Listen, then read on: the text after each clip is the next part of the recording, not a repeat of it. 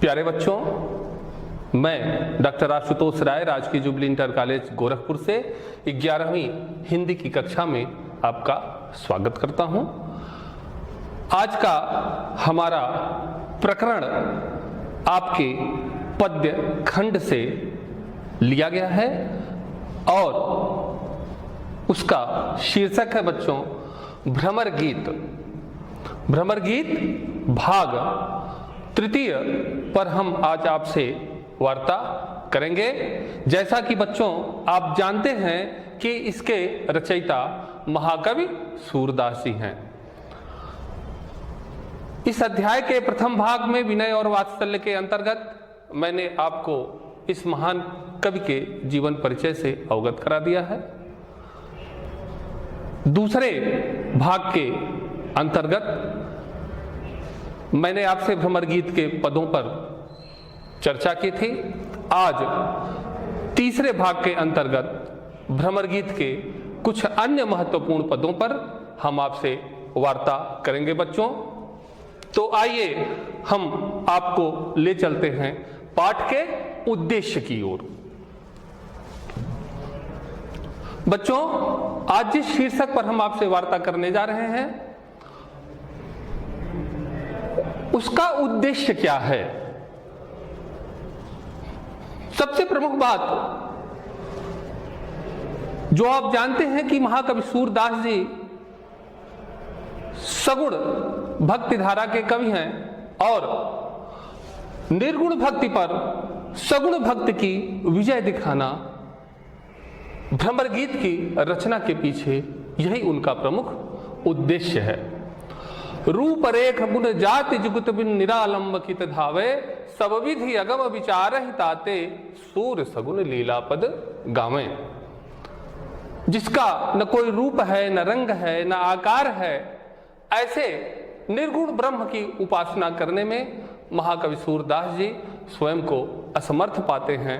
इसलिए वह भगवान कृष्ण के लीला पदों का गान करते हैं।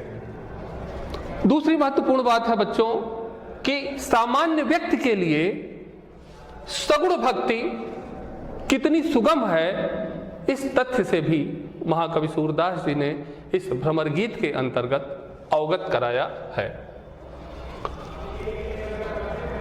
आप गोपियों की विरह व्यथा को समझ सकेंगे। महाकवि सूर के काव्य के अध्ययन से आपके अंदर कल्पना शक्ति का विकास होगा और बच्चों आप संबंधित पदों के काव्य सौंदर्य को भी समझ सकेंगे।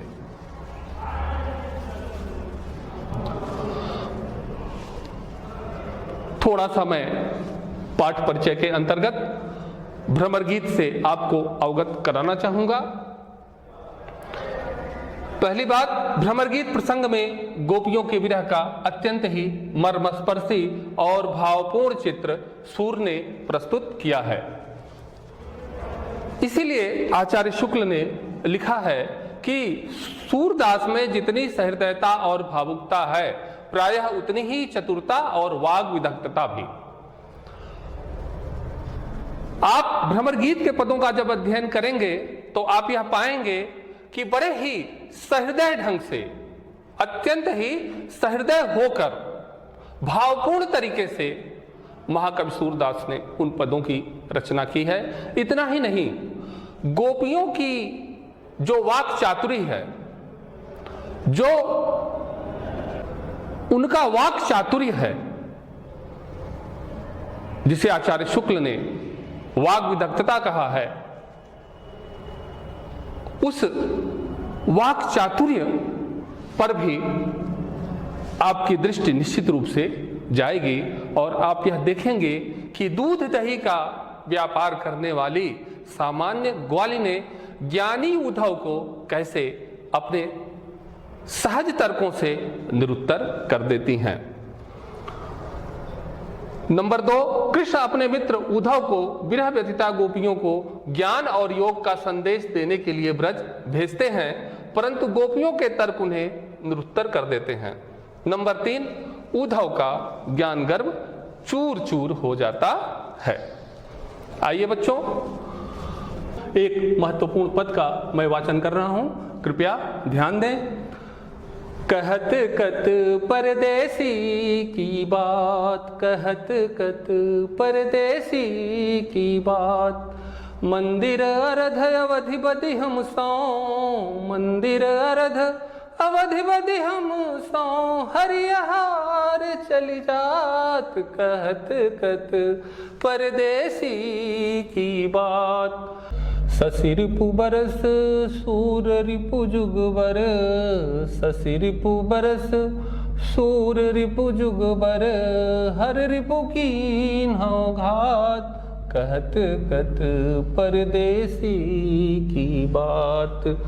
मघ पंचक लई गयो सांवरो, मघ पंचक लई गयो सांवरो, ताते अति अकुलात, कहत कत परदेसी की बात। नखत वेद ग्रह जोरी अरध करी, नखत वेद ग्रह जोरी अरध करी, सोई बनत अब खात, कहत कत परदेसी की बात। सूरदास बस भय विरह के, सूरदास बस भई बिरह के, करमी जय पछतात, कहत कत परदेसी की बात, कहत कत परदेसी की बात। कुछ कठिन शब्दों के अर्थ को देखते हैं बच्चों। मंदिर अरध अर्थात मंदिर, मंदिर का तात्पर्य यहाँ घर से है। मंदिर घर का आधा भाग अर्थात एक पक्ष, हरि सिंह, शशि रिपु चंद्रमा का शत्रु अर्थात दिन, सूर्य रिपु सूर्य का शत्रु अर्थात रात्रि, हर रिपु महादेव का शत्रु अर्थात कामदेव, जुग युग नखत नक्षत्र। बच्चों, सूर साहित्य में इस प्रकार के पद को दृष्टकूट पद कहा जाता है। यह दृष्टकूट पद है। आइए देखिए इसका अर्थ कैसे ग्रहण करना है। कहत कत परदेसी की बात, परदेसी अर्थात कृष्ण, भगवान कृष्ण। गोपियां उद्धव से कह रही हैं, हे उद्धव तुम उस परदेसी कृष्ण, उस छलिया कृष्ण की क्या बात करते हो, क्योंकि मंदिर अरध अवधि बदि हमसों हरिहार चली जात। मंदिर अरध अर्थात मंदिर का तात्पर्य बच्चों यहां घर से है। मंदिर अरध घर का आधा भाग अर्थात एक पक्ष का तात्पर्य 15 दिन से है। एक माह में 2 पक्ष होते हैं 15-15 दिन के। भगवान कृष्ण जब व्रत से गए मथुरा तो गोपियों से यह वादा करके गए कि 15 दिन एक पक्ष में मैं वापस बदि हमसो, वादा करके गए कि 15 दिन एक पक्ष में मैं वापस आ जाऊंगा। हे उद्धव हरिहार चली जात। हरि का तात्पर्य यहां है सिंह, सिंह का आहार मांस, मांस का तात्पर्य मास अथवा महीना। उद्धव अब तो 1 माह की अवधि व्यतीत हो रही है और भगवान कृष्ण का कोई पता नहीं है। शशि रिपु बरस, शशि रिपु अर्थात शशि चंद्रमा का शत्रु, दिन वर्ष के समान व्यतीत हो रहा है। सूर्य रिपु, सूर्य का शत्रु अर्थात रात्रि जुग के समान व्यतीत हो रही है। हर रिपु कीन्हा घात। हे उद्धव ऐसी प्रतिकूल परिस्थिति में हर रिपु भगवान शंकर के शत्रु अर्थात कामदेव ने हमारे ऊपर घात लगा रखा है। मघ पंचक लई गयो सांवरो तातै अति अकुलात। मघ पंचक अर्थात मघा नक्षत्र से 5वां नक्षत्र चित्रा नक्षत्र। चित्रा का तात्पर्य यहां चित्त से है। हे उद्धव भगवान कृष्ण जब व्रत से मथुरा गए तो हमारा चित्त भी लेकर चले गए। तातै अति अकुलात, इसलिए हम अत्यंत व्याकुल हैं। नखत वेद ग्रह जोरी अर्ध करी सोई बदतब खात। आइए बच्चों इस पंक्ति की व्याख्या को समझने का प्रयास करते हैं। नक्षत्र बच्चों कुल 27 नक्षत्र होते हैं। नक्षत्र वेद 4 वेद, ग्रह 9 ग्रह, इनका जोड़, इनका योग 40। अर्धकर्य 40 का आधा बच्चों 20। 20 को शब्दों में लिखिए बच्चों 20। सोई बनत अब खात। आप देखिए कि क्या निर्मित हो रहा है, 20 अर्थात विष।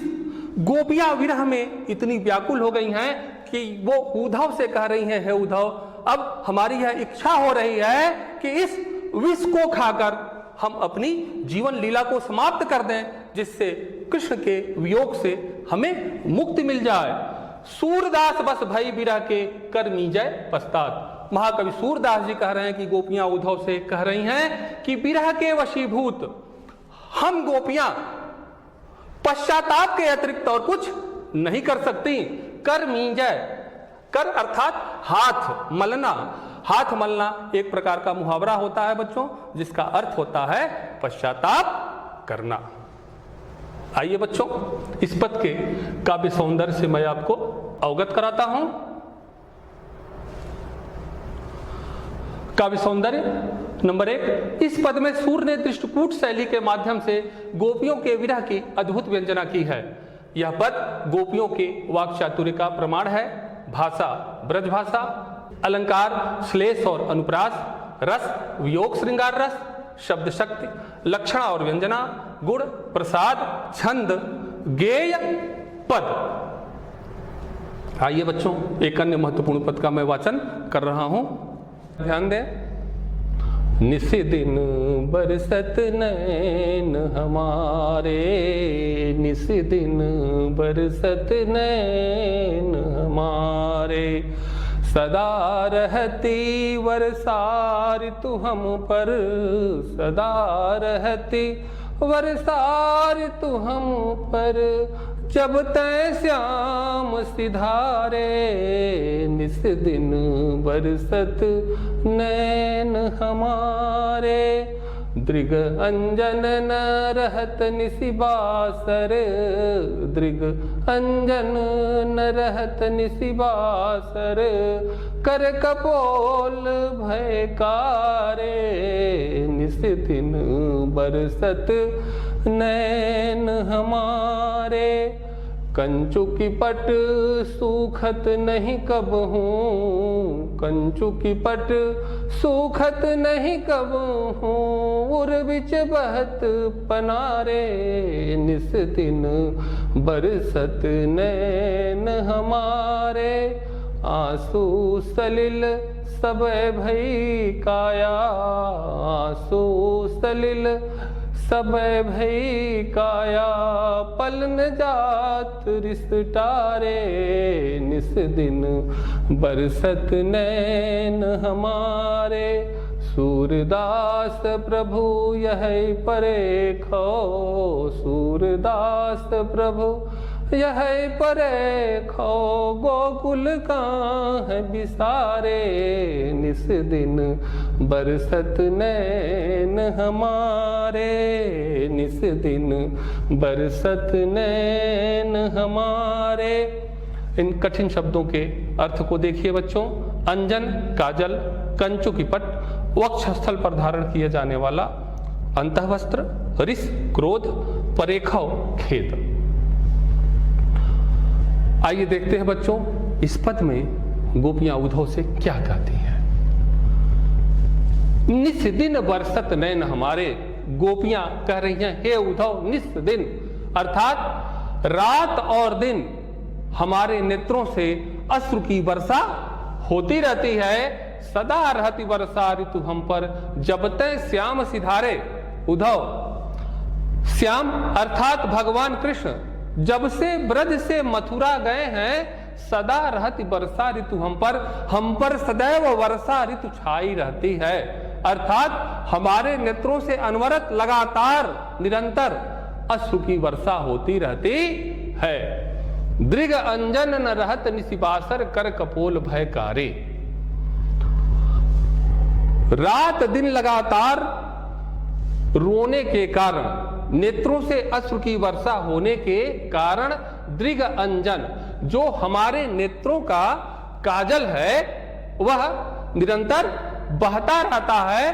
कर कपोल भयकारे, और हाथों से कपोल का स्पर्श करने के कारण हमारे हाथ और कपोल दोनों काले पड़ गए हैं। कंचु की पट सूखत नहीं कबहूं उर बिच बहत पनारे, हमारे हृदय के बीचों बीच अश्रु की धारा बह रही है हे उद्धव। इसीलिए वक्षस्थल पर पहना जाने वाला जो वस्त्र है वह कभी सूखता नहीं है। आंसू सलिल सबय भई काया, पलन जात रिस धारे। अब तो ऐसा प्रतीत हो रहा है उद्धव कि हमारा पूरा शरीर ही अश्रुमय हो गया है, और ऐसे समय में कामदेव का जो क्रोध है वह पल भर के लिए भी शांत नहीं होता है। सूरदास प्रभु यही परेखो, गोकुल काहे विसारे। गोपियां उद्धव से कह रही हैं हे उद्धव,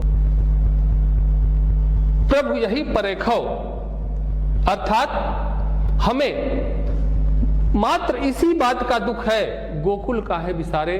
भगवान कृष्ण ने गोकुल और गोकुल वासियों को क्यों बिसरा दिया, क्यों भुला दिया। आइए बच्चों, इस पद के काव्य सौंदर्य से आपको अवगत कराता हूं। नंबर 1, गोपियों की विरह व्यथा का अत्यंत ही अतिशयोक्तिपूर्ण वर्णन हुआ है। भाषा ब्रजभाषा, अलंकार रूपका अतिशयोक्ति अलंकार, रस वियोग श्रृंगार रस, शब्द शक्ति लक्षणा एवं व्यंजना, गुण माधुर्य गुण, छंद गेय पद है बच्चों ये। आइए बच्चों, एक अन्य पद की ओर आपको ले चल रहे हैं। मैं इस पद का वाचन कर रहा हूं, कृपया ध्यान दें।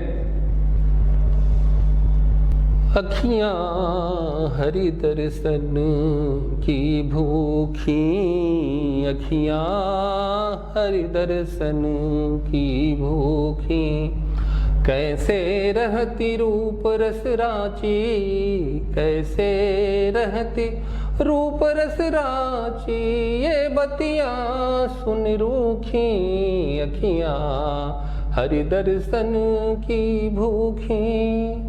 अवधि गनत एकटक मग जोवत, अवधि गनत एकटक मग जोवत, तब इतना नहीं झूठी, अखियां हरि दर्शन की भूखी।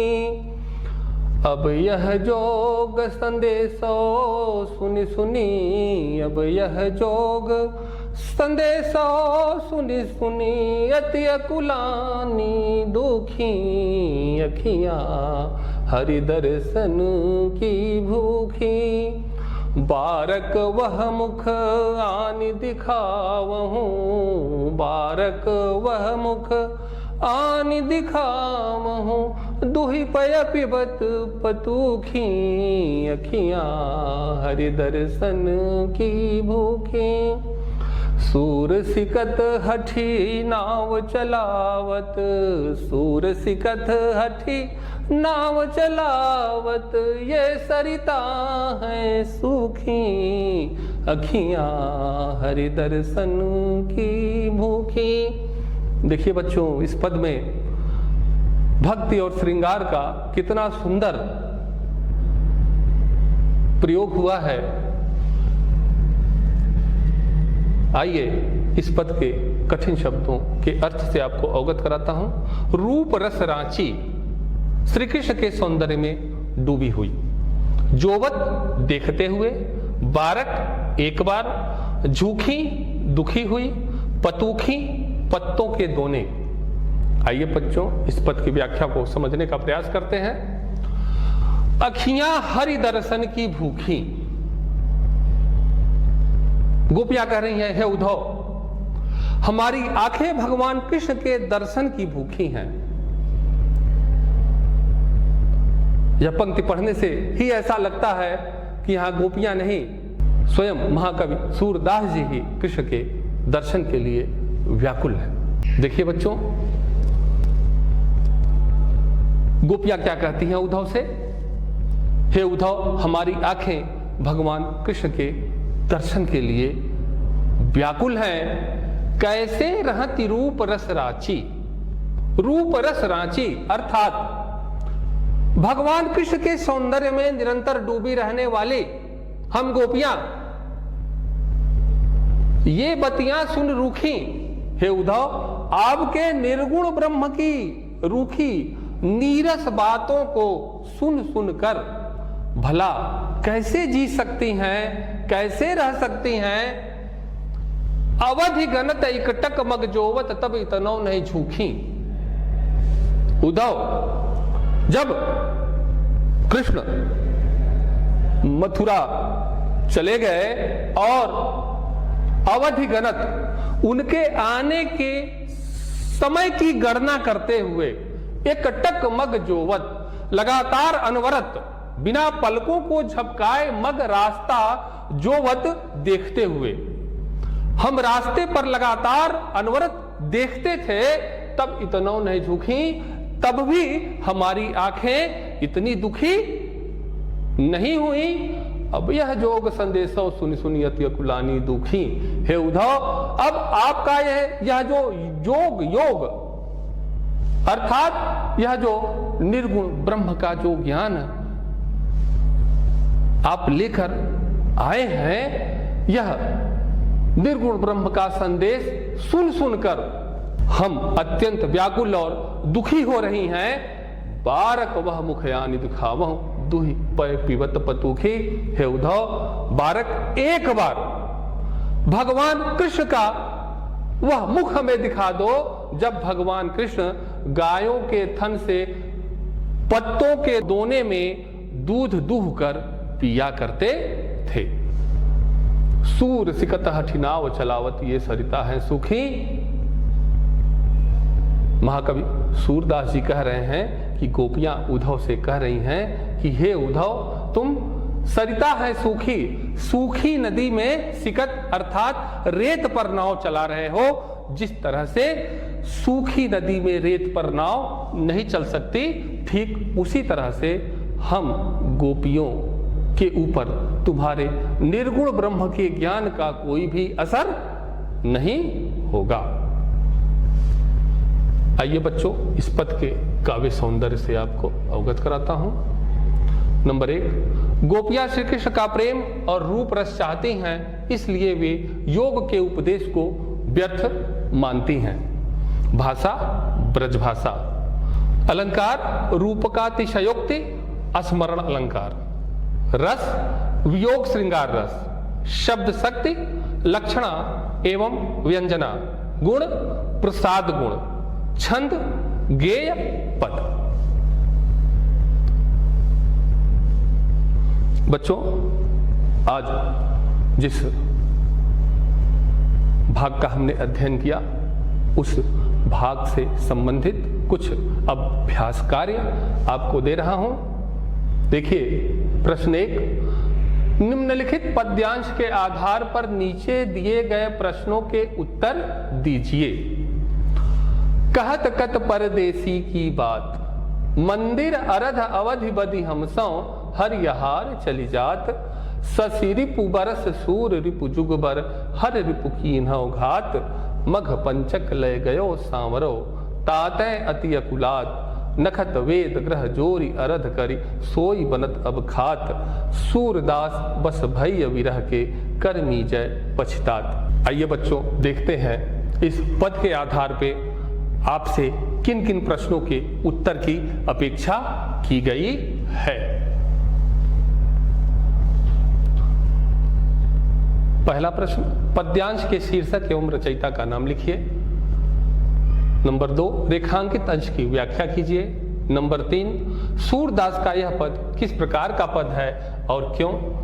नंबर 4, ससी रिपु बरस सूर रिपु जुगबर में कौन सा अलंकार है। नंबर 5, अंतिम पंक्ति में किस मुहावरे का प्रयोग किया गया है। बच्चों, आज जिस पाठ का हमने अध्ययन किया,